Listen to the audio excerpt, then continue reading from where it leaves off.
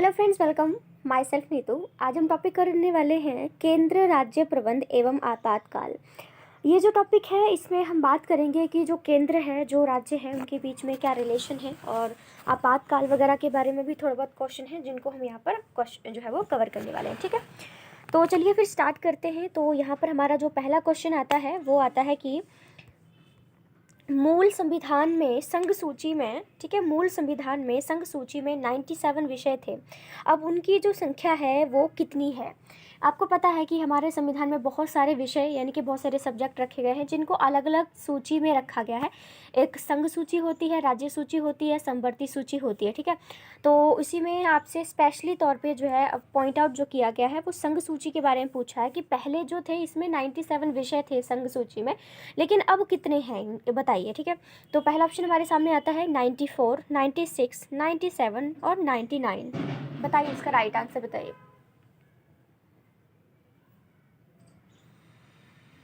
आप ये जो जनरल नॉलेज के क्वेश्चंस हैं, ठीक है, आप चाहे सीटेट एंट्रेंस की तैयारी करो सेकंड पेपर के लिए स्पेशली, और आप अगर बीएड एंट्रेंस की तैयारी कर रहे हो तो आपके लिए वीडियो पूरी तरह से हेल्पफुल हो जाएगी। ठीक है, क्योंकि इसमें आपसे पॉलिटिकल जो पॉलिटिकल होता है, ज्योग्राफी होती है और जो हिस्ट्री होती है, क्योंकि जनरल नॉलेज में आपसे पूरे वर्ल्ड की जनरल नॉलेज पूछी जाती है, ना सिर्फ इंडिया की या ना सिर्फ एक स्पेसिफिक जो क्षेत्र होता है, फील्ड होता है, उसके बारे में नहीं पूछा जाता, पूरे वर्ल्ड के बारे में पूछा जाता है। तो आपको हर टाइप की नॉलेज आपके पास होनी चाहिए। ठीक है, तो हमारा इसमें जो क्वेश्चन नंबर 1 है इसका right answer option number D हो जाएगा, यानी कि 99। ठीक है, तो यानी पहले जो थे इसमें 97 विषय थे, लेकिन अब जो 2 विषय हैं और शामिल कर दिए गए हैं, और इस प्रकार से संघ सूची में हमारे 99 विषय अब प्रेजेंट टाइम में शामिल हैं। दूसरा क्वेश्चन है कि मुद्रा, प्रतिरक्षा, बैंक, प्रादेशिक मामले, डाकघर, नागरिकता आदि विषय को किस सूची में रखा गया है। आपको ना सिर्फ ये याद रखना है कि कितनी सूचियां हमारी थी और किस किस में क्या रखा गया था, कौन कौन से सब्जेक्ट रखे गए थे, आपको वो भी याद करना पड़ेगा। ठीक है, जो कि बहुत ज़्यादा ज़रूरी है कि राज्य सूची में कौन कौन से विषय हैं, समवर्ती सूची में कौन से हैं, संघ सूची में कौन से हैं। और यहाँ पे आपको कुछ विषय दे दिए गए हैं और ये पूछा है कि ये वाले विषय बताओ कि ये कौन सी सूची में है। आपसे ये नहीं पूछा है कि राज्य सूची में आपको कौन कौन से विषय आते हैं, आपको सीधा ही सब्जेक्ट के नाम दिए गए हैं और फिर पूछा है कि इनकी सूची का नाम बताओ कि ये किस सूची में है ये लोग। ठीक है, तो पहला हमारे पास ऑप्शन आता है संघ सूची, राज्य सूची, समवर्ती सूची, अवशिष्ट शक्तियाँ। बताइए इसके राइट आंसर बताइए। अगर कोई स्टूडेंट है जिसको ज़्यादा वक्त की ज़रूरत है तो आराम से वीडियो को पॉज करके आप आंसर को ले सकते हैं, क्योंकि मैं एक ही वीडियो में बहुत सारे क्वेश्चंस को हैंडल कराना होता है तो थोड़ा सा कहीं ना कहीं फास्ट चलना पड़ता है। कुछ स्टूडेंट्स होते हैं जिनको सोचने समझने की कई बार ज़रूरत होती है, तो वीडियो को पॉज कीजिए, आपकी मर्जी है ना। तो क्वेश्चन नंबर 2 का right answer option number A हो जाएगा, यानी कि संघ सूची। नेक्स्ट क्वेश्चन की बात करते हैं कि पंचायती राज विषय है। अब स्पेशली पूछा है कि ये जो पंचायती राज है अपना, ठीक है, ये किसका विषय है, या फिर यूँ कहें कि किसके अंडर आता है ये विषय। ठीक है, तो ऑप्शन पहला है समवर्ती सूची में, केंद्र की सूची में, राज्य सूची में, या फिर विशेष अधिकार सूची में। एक विशेष अधिकार सूची भी होती है। तो इस तरह से आप कह सकते हैं कि मेन जो होती है ना हमारी, जो मोस्ट ऑफ हम याद करते हैं, वो 3 ही होती हैं, संघ सूची, राज्य सूची, समवर्ती सूची। लेकिन इसके अलावा एक और सूची को ऐड किया गया है, वो अपनी विशेष अधिकार सूची भी रखी गई है। तो ये जो पंचायती राज जो विषय है ये किसके अंडर आता है, तो ये अपना राज्य सूची के अंडर आता है। पंचायती राज यानी कि इसमें गाँव में पंचायतें होती है ना, तो गाँव से संबंधित सारे जो मामले हैं वो राज्य सूची में ही शामिल किए गए हैं, तो इसलिए ये पंचायती की बात करी है तो इसमें भी अपना राज्य सूची का ही आंसर हो जाएगा। नेक्स्ट क्वेश्चन आता है, फोर्थ क्वेश्चन है कि 42वें संवैधानिक संशोधन के द्वारा, एक 42वें संवैधानिक संशोधन हुआ था, अमेंडमेंट हुआ था, तो इसके द्वारा वन, शिक्षा, प्राणियों का संरक्षण और नापतोल को किस सूची में स्थानांतरित किया गया था। यानी ये जो विषय थे वे पहले किसी और सूची में थे, लेकिन हमने एक 42वां संशोधन किया जिसके बाद इन जो सब्जेक्ट हैं इनको किसी और सूची में रख दिया गया। तो आपसे पूछ रहे हैं कि कौन सी सूची से निकाल कर कौन सी सूची में रख दिया गया। पहला ऑप्शन है संघ सूची से राज्य सूची में, राज्य सूची से संघ सूची में, राज्य सूची से समवर्ती सूची में, या फिर संघ सूची से समवर्ती सूची में। बताइए। तो 4 का right answer option number C हो जाएगा, यानी कि राज्य सूची से निकाल कर जो है वो संवर्ती सूची में रख दिया गया। अब संवर्ती सूची का क्या हाल होता है? संवर्ती सूची एक ऐसी सूची होती है जिसमें जितने भी विषय रखे गए होते हैं, जितने भी टॉपिक रखे गए होते हैं, उन पर दोनों ही सरकार का राज होता है। केंद्र सरकार का भी उस पर पूरा कंट्रोल होता है और राज्य सरकार का भी उस पर कंट्रोल होता है। तो एक कंबाइन एक ऐसा ग्रुप बनाया हुआ है जिसमें राज्य सरकार का भी कंट्रोल होता है और केंद्र सरकार का भी होता है, और इन दोनों का अपना अपना भी एक अलग विषय रखे होते हैं जिसको संघ सूची में सारे जो जितने भी सब्जेक्ट होते हैं उन सभी पर नियम कानून बनाने का जो अधिकार है वो अपनी केंद्र सरकार का होता है। राज्य सूची में जितने भी विषय रखे गए होते हैं उस पर हमारे जो मुख्यमंत्री हैं, जो राज्य है, उसी का ही अधिकार होता है। लेकिन जो संवर्ती सूची होती है उसमें ऐसे विषय रखे होते हैं जिसमें केंद्र भी कानून बना सकता है और राज्य भी बना सकता है। ठीक है, नेक्स्ट क्वेश्चन हमारे सामने आता है कि संविधान में जन स्वास्थ्य एवं स्वच्छता तथा अस्पताल एवं औषधालय किस सूची में आते हैं? तो वही है, फिर से आपको सब्जेक्ट दिए गए हैं और आपसे सूची पूछी गई है। तो पहला ऑप्शन हमारे सामने है संवर्ती सूची, राज्य सूची, केंद्र सूची, इनमें से कोई नहीं। बताइए। और आप ये भी देख सकते हैं कि ये एसएससी 2015 में आया हुआ क्वेश्चन है, यानी कि ये क्वेश्चन कोई भी ऐसे ही नहीं है, प्रीवियस ईयर के क्वेश्चंस हैं जो आपके सामने देख सकते हो कि कोई भी क्वेश्चन फालतू का यहाँ पर ऐड आपके लिए नहीं किया गया है। जो ज़रूरी है वही क्वेश्चन यहाँ पे हम करेंगे। और बहुत सारे बच्चे होते हैं जो प्रीवियस ईयर के क्वेश्चंस को ही रट्टा मार के चले जाते हैं और नई नॉलेज जो है वो नहीं लेते हैं, क्योंकि मोस्ट ऑफ लोग यही कहते हैं कि प्रीवियस ईयर के क्वेश्चंस पढ़ लो आपके तैयारी पूरी हो जाएगी, लेकिन ऐसा नहीं होता है। प्रीवियस ईयर को जो क्वेश्चंस होते हैं उनको पढ़ने का रीज़न सिर्फ ये होता है कि आपको क्वेश्चन की सेंस पता चले कि किस प्रकार से आपके क्वेश्चंस जो है वो पुट किए जाते हैं, किस तरह से क्वेश्चन डाले जाते हैं। लेकिन बच्चे कुछ करते हैं, सिर्फ और सिर्फ प्रीवियस ईयर के क्वेश्चन ही करके चले जाते हैं। भाई जनरल नॉलेज में तो हर रोज़ कुछ ना कुछ चेंज हो रहा है ना? कभी ये इन्वेंशन हो रही है, कभी वो इन्वेंशन हो रही है। आप नई नॉलेज तो याद करके कुछ जा ही नहीं रहे हो। पुरानी जो लिखी है पेपरों में, जो पुराना क्वेश्चन है, बस वही नॉलेज आप जो है फिर से पढ़ के चले जा रहे हो। नई नॉलेज आप करके नहीं जाओगे तैयार, तो फिर जो पेपर एग्जामिनर तो नई के हिसाब से भी चीज़ें डालेगा ना, पर आप तो ऐसा कुछ करते ही नहीं हो, तो ये चीज़ गलत हो जाती है। आपने प्रीवियस ईयर के क्वेश्चन को सिर्फ इसलिए इस माइंडसेट से देखना है कि किस किस चीज़ों को डाला जाता है, मैं किन किन चीज़ों को छोड़ रही हूँ कि नहीं ये नहीं आ सकता है और ये एग्जामिनर डाला हुआ, तो आपको ये चीज़ पता चल जाती है। तो इस तरह से पूरा डिपेंड नहीं हो जाना है प्रीवियस ईयर के क्वेश्चन पे। ठीक है, तो क्वेश्चन नंबर जो 5 है इसका right answer option number B हो जाएगा, राज्य सूची। ये जो अपना जन स्वास्थ्य है, स्वच्छता, अस्पताल, औषधालय, ऐसे जो जितने भी हमारे हेल्थ से रिलेटेड जितनी भी चीज़ें हैं वो राज्य सूची को ही दी गई है। नेक्स्ट क्वेश्चन हमारे सामने आता है कि बैटिंग और जुआ भारत के संविधान की 7वीं अनुसूची में दी गई है, डैश अनुसूची में सूचीबद्ध है।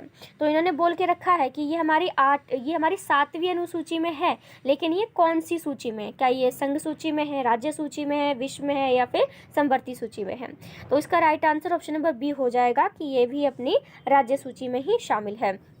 क्वेश्चन नंबर 7 की बात करें तो आता है कि भारत में निम्नलिखित में से किसे शिशुओं और अवयस्कों के साथ साथ आर्थिक और सामाजिक योजनाओं के लिए विधि निर्माण की शक्तियां प्रदत्त हैं? तो याद रखिएगा कि 7 का राइट आंसर अपना ऑप्शन नंबर सी हो जाएगा। केंद्र और राज्य दोनों सरकारें ही जो हैं, जो बच्चे होते हैं, जो अवयस्क होते हैं, जो कि जवान नहीं होते हैं, और जो आर्थिक सामाजिक जो योजनाएं होती हैं, उन सभी का काम करने का जो निर्माण का जो काम होता है वो केंद्र और राज्य दोनों सरकार ही करती हैं। क्वेश्चन नंबर 8 है कि वे विषय जिन पर केंद्र व राज्य सरकारें दोनों कानून बना सकती हैं तो वो कौन से हैं? संवर्ती सूची में है, राज्य सूची में है, संघ सूची में है, या फिर अवशिष्ट सूची में है? तो इसका राइट आंसर मुझे लगता है कि कोई भी ऐसा नहीं है जो गलत देगा, तो इसका राइट आंसर ऑफ कोर्स अपना ऑप्शन नंबर सी हो जाएगा, यानी कि संवर्ती सूची। मैं आपको बहुत अच्छे से एक्सप्लेन पहले ही कर चुकी हूँ कि संवर्ती सूची में ऐसे विषय रखे जाते हैं जिन पर राज्य सरकार, केंद्र सरकार दोनों ही कानून बना सकती हैं। क्वेश्चन नंबर 9 हमारे सामने आता है कि सामाजिक सुरक्षा एवं सामाजिक बीमा विषय क्या है? सामाजिक सुरक्षा एवं सामाजिक बीमा विषय बताइए। संवर्ती सूची में है, अवशिष्ट सूची में है, राज्य सूची में है, या फिर संघ सूची में है? आप इन क्वेश्चंस के आंसर तभी दे पाओगे जब आपने सूचियाँ अच्छे से पढ़ी हों और उनके अंदर कौन कौन से सब्जेक्ट रखे गए हैं वो अच्छे से याद हों, तभी आप इस वीडियो को देखने का फ़ायदा बनता है, क्योंकि इस तरह से आपको कुछ भी ढंग से याद नहीं हो पाएगा। एक बार बुक निकालिए ज़रूर, आपको पक्का याद हो जाएगा ये। ठीक है, तो क्वेश्चन नंबर 9 का हमारा right answer option number A हो जाएगा, यानी कि संवर्ती सूची में। क्वेश्चन नंबर 10 है कि संवर्ती सूची का विषय नहीं है, अब ये पूछा है आपको, यहाँ पर विषय ऑप्शन में विषय दे रखे हैं, क्वेश्चन बहुत ही घुमा घुमा कर पूछे जा रहे हैं। अब क्या किया है इन्होंने, ऑप्शन में विषय दे रखे हैं और पूछा है कि ये समवर्ती सूची में नहीं है। अब आपको देखना है कि इनमें से कौन सा समवर्ती सूची में है और कौन सा नहीं है, और ये तभी बता पाओगे जब आपने याद किया हो कि समवर्ती सूची में कौन कौन से विषय शामिल हैं। बहुत डिफ़िकल्ट चीज़ें आती हैं, इतना इजी मत समझिएगा कि नहीं जी, कुछ लोग कहते हैं ना यार हो जाएगा, ऐसा मत समझिएगा। आपका भविष्य इस पे दांव पे लगा हुआ है, तो आपको हर चीज़ सीरियस लेनी है। क्वेश्चन नंबर 10 का राइट आंसर ऑप्शन नंबर हमारा डी हो जाएगा, यानी कि जो लोक स्वास्थ्य है ये समवर्ती सूची में शामिल नहीं है। बाकी जितनी भी आप 3 ऑप्शन देख रहे हो ये सारे ऑप्शन जो है समवर्ती सूची में रखे गए हैं। ठीक है, क्वेश्चन नंबर 11 हमारे सामने आता है कि व्यापार संघ भारत के संविधान की 7वीं अनुसूची में की गई है। अब ये भी बताइए कि ये जो व्यापार संघ है ये किस सूची में शामिल किया गया है।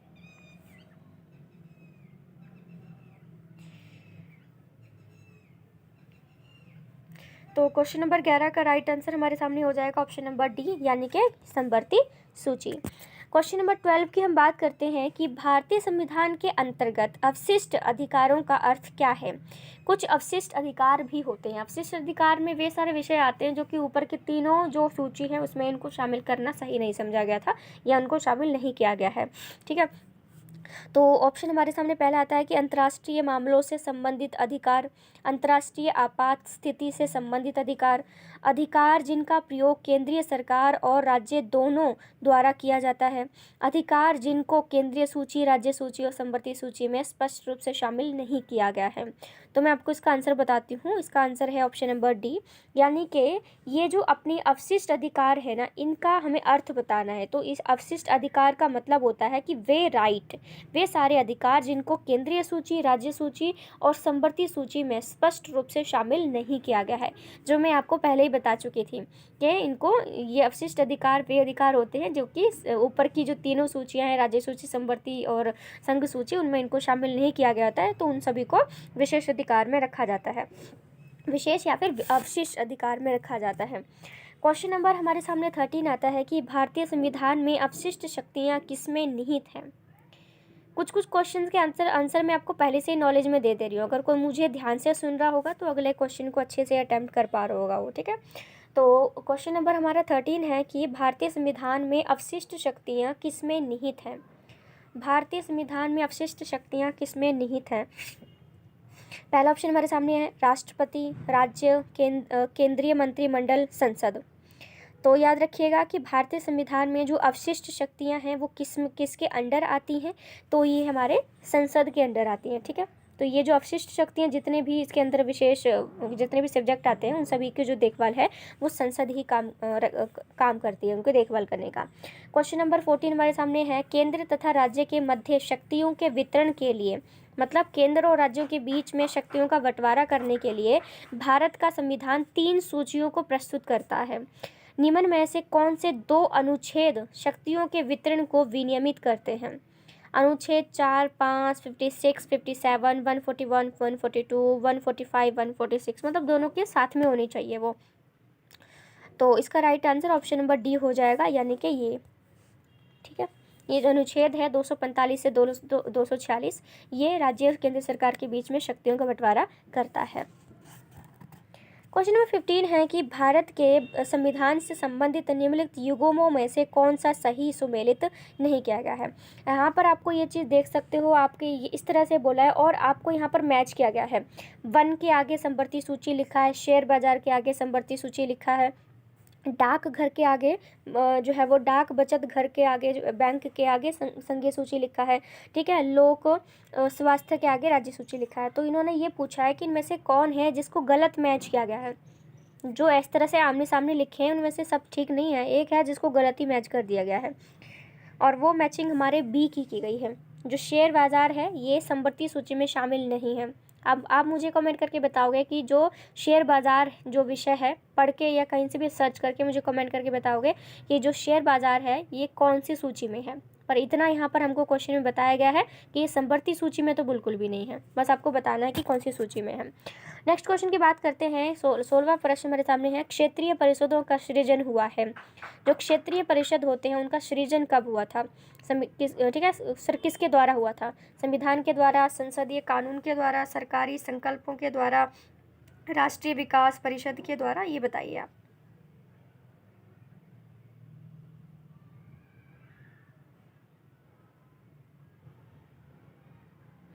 तो 16 का करेक्ट आंसर हो जाएगा हमारा ऑप्शन नंबर बी। ठीक है, ऑप्शन नंबर जो बी है ये करेक्ट हो जाएगा, यानी कि संसदीय कानून के द्वारा। नेक्स्ट क्वेश्चन हमारे सामने आता है 17 क्वेश्चन है कि निम्नलिखित में से कौन सा एक क्षेत्रीय परिषद का लक्षण नहीं है?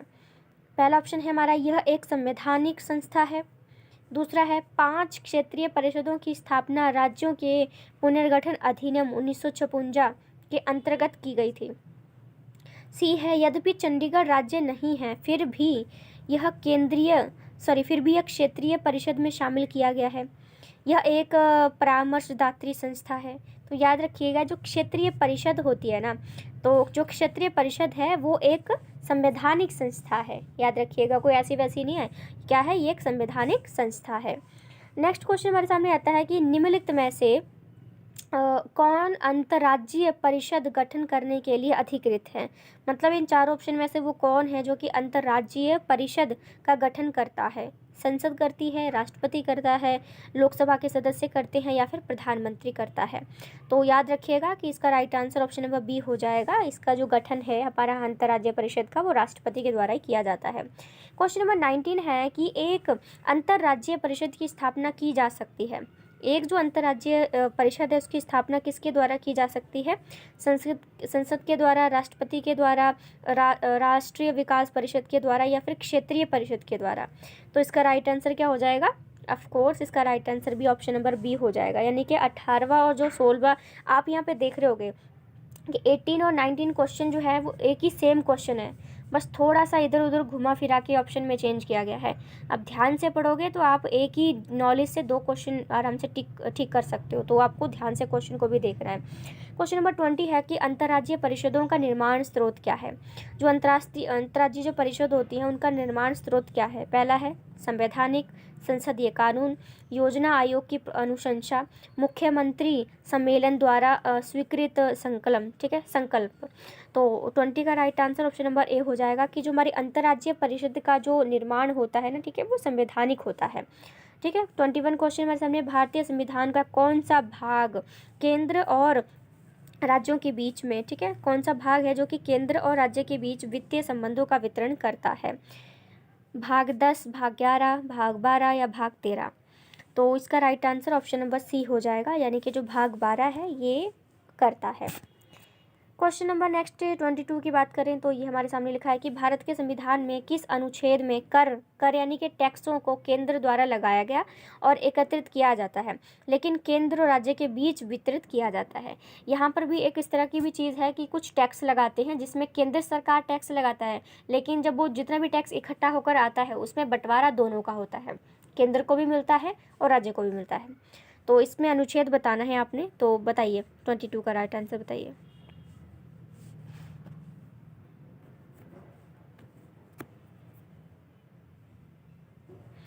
तो 22 का करेक्ट हमारा जो आंसर है वो हो जाएगा ऑप्शन नंबर सी, यानी कि जो अनुच्छेद 270 है इसके अकॉर्डिंग ये होता है।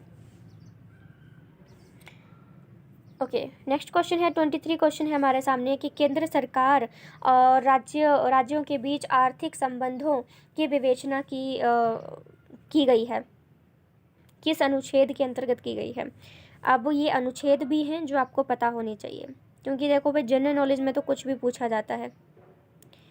23 का right answer option number B हो जाएगा, यानी कि 268-281 जो अनुच्छेद है उसमें इसके अंतर्गत जो है इनके बीच में आर्थिक संबंध बनाए जाते हैं। क्वेश्चन नंबर 24 हमारे सामने आता है कि निम्नलिखित कथनों पर विचार कीजिए। अब यहाँ पर 2 जो स्टेटमेंट हैं आपको दी गई हैं और यहाँ पूछा है कि निम्नलिखित कथनों में से कौन सा सही है। 2 स्टेटमेंट्स आपने पढ़नी है और बतानी है इनमें से कौन सी सही है। तो पहली स्टेटमेंट है कि राज्य सरकार द्वारा लगाया वो वसूल किया जाता है, ठीक है। जैसे कि सॉरी, हमारे पहले तो ये क्वेश्चन है, क्वेश्चन ये है कि भारत में वित्तीय सौदों का स्टैंप शुल्क, ये जो भारत में वित्तीय सौदे होते हैं उनपे जो स्टैंप शुल्क होता है ना, वो कौन लगाता है? तो पहला है राज्य सरकार द्वारा लगाया वसूल किया जाता है। फिर है इसका नियोजन संघ सरकार द्वारा किया जाता है। अब आपको ऑप्शन दे रखे हैं कि आप बताओ कि पहला ही ठीक है, दूसरा ठीक है, एक और दो दोनों ही ठीक है, इनमें से कोई भी ठीक नहीं है। तो इसका राइट आंसर हो जाएगा हमारा 24 का ऑप्शन नंबर डी हो जाएगा, यानी कि इनमें से कोई नहीं। ठीक है, तो ये जो स्टैम्प शुल्क लगाई जाती है ये ना राज्य सरकार लगाती है और मतलब राज्य सरकार तो नहीं लगाती है, तो हम ये दोनों ही इसमें ऑप्शन गलत हो जाते हैं, तो शायद केंद्र सरकार लगाती हो। लास्ट क्वेश्चन हमारे सामने है 25 क्वेश्चन की सरकारिया आयोग संबंधित है, कि जो सरकारिया आयोग है वो किससे संबंधित है? पहला है हमारा उच्च शिक्षा से, नदी जल विवाद से, शेयर घोटालों से, केंद्र राज्य संबंधों से। तो जो सरकारिया आयोग है ये हमारा किससे संबंधित है? तो ये हमारा केंद्र राज्य जो संबंध है उनके बीच से उनसे ये रिलेट करता है। ठीक है, तो याद रखिएगा कि इस प्रकार से हमने 25 क्वेश्चंस को यहाँ पर अटैम्प्ट किया हुआ है। आपके कितने क्वेश्चंस आपके राइट हुए हैं ये मुझे कमेंट करके ज़रूर बताइएगा। ठीक है, बाकी इसी तरह से और भी वीडियोज़ को देखने के लिए आप चैनल को सब्सक्राइब, लाइक, शेयर जो भी आपका दिल करे आप कर सकते हैं। Okay, so thank you so much friends, thank you.